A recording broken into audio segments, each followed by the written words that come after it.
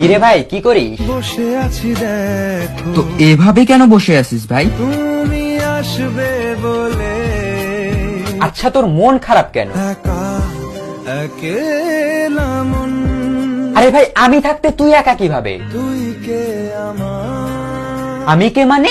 আমাকে তুই ভুলে গেলি? না রে না, ভাই তুই কি তোর লাইফে ভালোভাবে বাঁচতে চাস না? বেঁচে থেকে লাভ কি বল, বেঁচে থেকে লাভ কি মানে?